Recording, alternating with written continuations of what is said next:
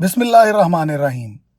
السلام علیکم ناظرین، آج کل جدھر بھی دیکھیں سوشل میڈیا پہ ایک ہی نام گردش کر رہا ہے، ارتغرل غازی۔ ارتغرل غازی کون تھے؟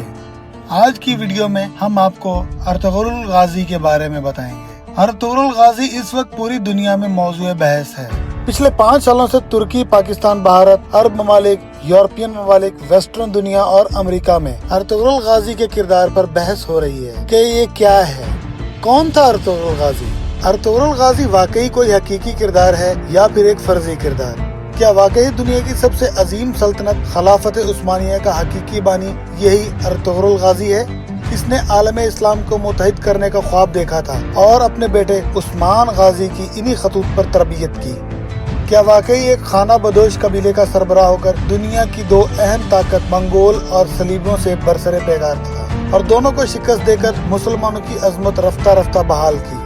موجودہ دور میں یہ بحث اس لیے ہو رہی ہے کہ دسمبر 2014 میں ترکی کے سرکاری ٹی وی چینل TRT نے ایک ڈرامہ نشر کرنا شروع کیا، ارتغرل۔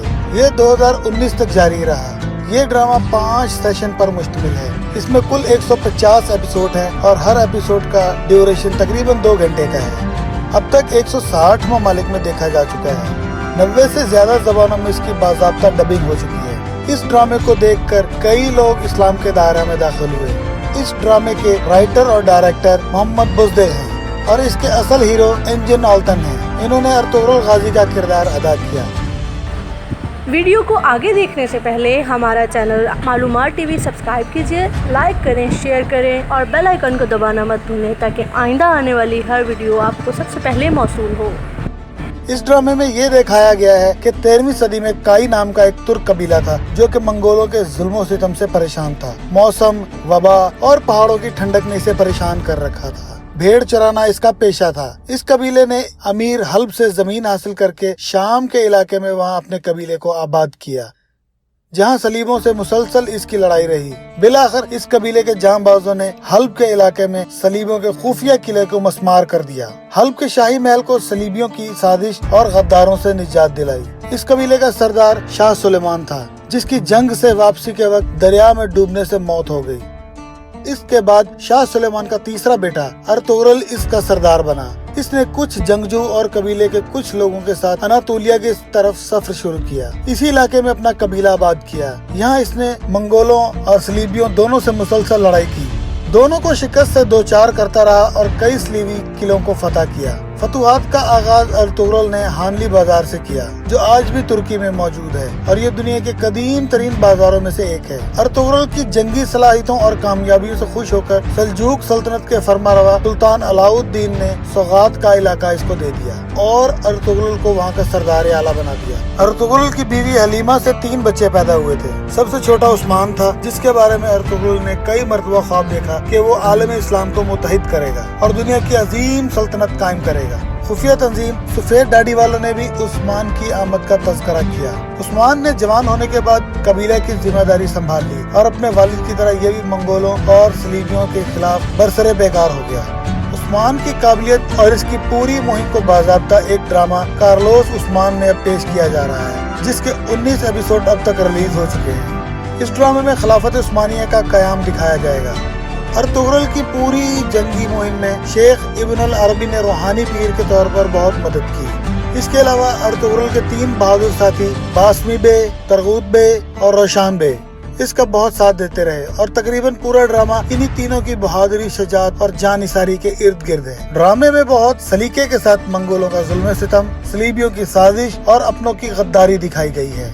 ڈرامے میں بتایا گیا ہے کہ جس طرح آج کے حالات ہیں، 13ویں صدی کے حالات بھی اس طرح بدتر تھے۔ چنگیز خان کی فوج مسلسل مسلمانوں کو تباہ کر رہی تھی۔ صلیبی مسلسل مسلمانوں کے خلاف سازشوں میں لگے ہوئے تھے اور مسلمان بھی کم ہمتی کا شکار ہو چکے تھے۔ وہ صلیبیوں اور منگولوں کی سازش کا شکار ہو کر اپنوں کے ساتھ ہی غداری کرتے تھے۔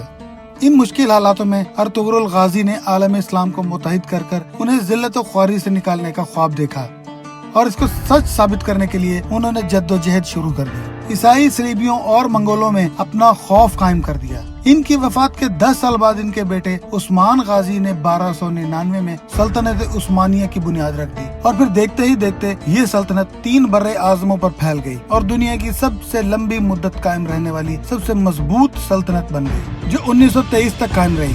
ڈرامے میں بہت خوبصورتی کے ساتھ اسلامی تہذیب و ثقافت کو پیش کیا گیا ہے، جس کو دیکھنے کے بعد دنیا کا ہر مسلمان ارتغرل غازی کو اپنا ہیرو، محسن اور عظیم مجاہد سمجھتا ہے۔ علاقائیت اور نسل و نسب کی بنیاد پر ذرا برابر بھی تعصب کا خیال نہیں آتا ہے۔ عرب و عجم، قبیلہ اور علاقائیت کے بنیاد پر پایا جانے والا آپسی تعصب یہ ڈرامہ مٹا دیتا ہے۔ رائٹر کا حسن کمال یہ ہے کہ اس نے اس میں ترکوں کو اپنی تہذیب کو بھی جگہ دی، لیکن اس سے ذرا برابر بھی دیگر علاقوں اور خطوں میں رہنے والوں کو دلچسپی پر کوئی فرق نہیں پڑتا۔ ڈرامے کا کردار اس طرح ہے کہ عیسائی بھی یہ نہیں کہہ سکتے کہ یہ ہمارے خلاف جھوٹ ہے، بلکہ وہ بھی اسے پسند کرتے ہیں، اور کئی عیسائی فیملیاں ڈرامہ دیکھنے کے بعد ایمان لا چکی ہیں۔ یہ ساری تفصیلات ڈرامہ کے کردار کی تھی۔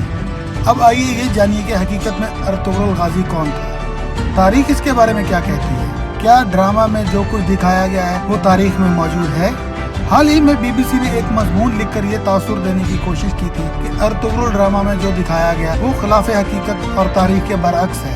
کئی یورپین اور امریکی دانشوروں نے بھی اس ڈرامے پر سوال اٹھایا ہے اور کہا ہے کہ ارتغرل ایک گمنام ہے جسے ترکی کے صدر رجب طیب اردوغان نے زبردستی ہیرو بنا کر پیش کر دیا۔ آئیے جانتے ہیں کہ سچائی کیا ہے۔ ارتغرل کے حوالے سے تاریخ میں زیادہ تذکرہ نہیں، تاہم جو تذکرہ ہے اس سے ڈرامہ کے اکثر کردار میں یکسانیت پائی جاتی ہے۔ تاریخ پڑھنے اور ڈرامہ دیکھنے کے بعد آپ یقینی طور پر یہ کہیں گے کہ ڈرامہ میں جو کچھ دکھایا گیا وہ حقیقت پر مبنی ہے، اور اس وقت کے حالات یہی تھے جیسا ڈرامہ دکھایا گیا ہے۔ ارتغرل ترک زبان کا لفظ ہے، یہ 2 لفظوں ار اور تغرل سے مل کر بنا ہے۔ ار کے معنی آدمی، سپاہی یا ہیرو کے ہیں، جبکہ تغرل کے معنی عقاب کے ہیں۔ اس پرندے کو شاہین بھی کہا جاتا ہے۔ ارتغرل کی ولادت 1190 میں ہوئی اور وفات 1280 میں، یعنی پورے 90 سال کی عمر۔ ارتغرل غازی ایک بہادر، نڈر، بے خوف، عقل مند، دلیر، ایماندار اور باروب سپاہی تھا۔ وہ ساری عمر سلجوقی سلطنت کا وفادار رہا۔ مولانا اکبر شاہ نجیب آبادی نے اپنی کتاب تاریخ اسلام میں لکھا کہ ارتغرل اپنے 400 جنگجوؤں کے ساتھ اناطولیہ جا رہے تھے۔ وہاں انہوں نے دیکھا 2 فوجیں آپس میں لڑ رہی ہیں، ایک فوج جیت رہی ہے اور دوسری فوج شکست کھانے کے بالکل قریب پہنچ چکی تھی۔ ارتغرل نے اس وقت اپنے ساتھیوں کے ساتھ شکست کردہ فوج کا ساتھ دیا۔ ارتغرل نے شکست کردہ فوج کا ساتھ محض اپنی اس فطرت کی وجہ سے دیا کہ وہ کمزوروں اور مظلوموں کا ساتھ دینا اپنا فرض سمجھتا تھا۔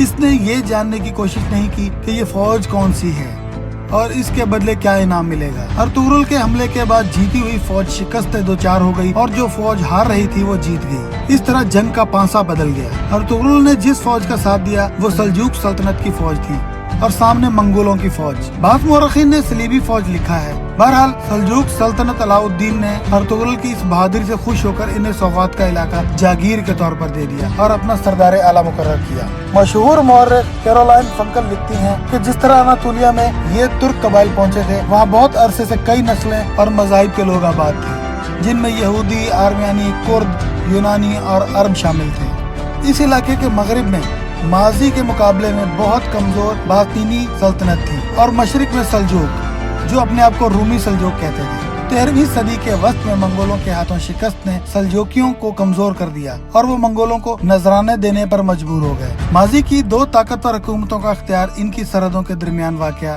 غیر یقینی صورتحال کے اس علاقے میں نہ ہونے کے برابر تھا۔ لیکن یہ صرف جنگجوؤں کی آماج گاہ نہیں تھا۔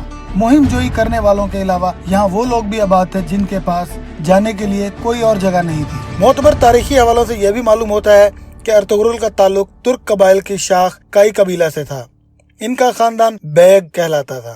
یہ قبیلہ عقیدتاً اہل سنت والجماعت سے منسلک تھا اور مسلکاً حنفی تھا۔ تاریخ کی کتابوں میں ارتغرل کی زندگی، احوال اور ان کی سرگرمیوں سے متعلق زیادہ معلومات نہیں ملتی۔ البتہ ان کے بیٹے عثمان اول کے ڈھالے ہوئے سکوں سے تاریخی طور پر ان کے وجود کی تصدیق ہوتی ہے۔ ان سکوں میں عثمان اول نے اپنے والد کا نام ارتغرل ضرب کروایا تھا۔ 7 صفحات پر ایک قدیم دستاویز بھی ترکی میں موجود ہے جس میں ارتغرل غازی کی منگولوں اور صلیبیوں کے ساتھ جدوجہد کا تذکرہ موجود ہے۔ عثمانی دستاویزات میں ارتغرل کا نسب کچھ یوں ملتا ہے: ارتغرل بن سلیمان شاہ بن کنرزلب بن قیالب بن کوکلب بن سارک بن سرکوکلب बिन काई कबीला इन्हीं से मंसूब है। कई मौरखीन ने लिखा है कि ارتغرل غازی اسلام की सरबुलंदी की खातिर जद्दोजहद करते रहे और इस वक्त के मौजूदा तुर्क कबाइल से इनकी सोच बिल्कुल अलग थी। एक अजीम मिशन, एक अजीम मकसद के तहत वो तुर्क कबाइल को मुत्तहिद कर रहे थे, सलीबियों और मंगोलों से लड़ते थे। इनकी आरज़ू थी कि एक अजीम इस्लामी सल्तनत का क़याम अमन में आए। वफात के 10 साल बाद सबसे छोटे बेटे गाजी उस्मान अव्वल ने उनका ये ख्वाब पूरा किया और एक अजीम शान सल्तनत उस्मानिया की बुनियाद रखी। तुर्की के शहर सौगात में ارتغرل के नाम से एक मस्जिद और एक मज़ार भी कायम है। ارتغرل के बेटे उस्मान ने इसकी तामीर की थी और फिर उस्मान के बेटे अरहान गाजी ने इसमें इजाफा किया। इस मकबरा में हलीमा सुल्तान और तागूत वगैरह की भी कब्रें मौजूद हैं। नाज़रीन इकराम, ड्रामा में पेश किए गए प्लाट और तारीख में दर्ज किए गए वाक़यात का जायजा लेने के बाद हम इस नतीजे पर पहुँचे हैं कि ड्रामा और तारीख में कोई तजाद नहीं। ड्रामा में पेश की गई फिक्र जद्दोजहद सलीबियों और मंगोलों से लड़ाई हकीकत पर मबनी है। ارتغرل का ताल्लुक एक खाना बदोश कबीले से था जिसने अजीम इस्लामी सल्तनत को ख्वाब देखा था और ये इसका मिशन पूरा हुआ। इसके नाम से मंगोलों और सलीबों पर हैबत तारी होती आती थी और आज इसके किरदार पर ड्रामा बनने के बाद फिर यूरोप और अमेरिका पर इस गाजी का खौफ तारी हो गया है।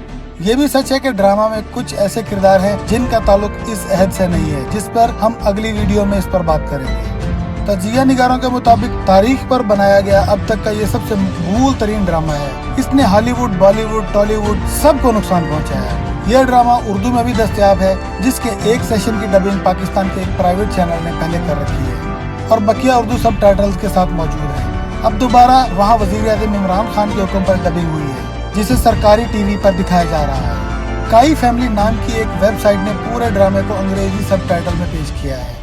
ارتغرل غازی دیکھنے والے اپنا تاثر کچھ اس انداز میں سوشل میڈیا پر لکھ رہے ہیں: کتنی ہی فلمیں دیکھی، کتنے ہی کچھ پڑھ ڈالا، لیکن ارتغرل جیسا کچھ نہیں۔ یہ ڈرامہ نہیں، ایک شاہکار ہے، یہ ایک طلسم ہے، ایک جادو ہے۔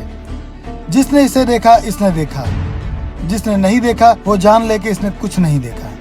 ویڈیو کو پورا دیکھنے کے لیے بہت شکریہ۔ ہمارے چینل معلومات ٹی وی کو سبسکرائب کریں اور ویڈیو کو لائک کریں۔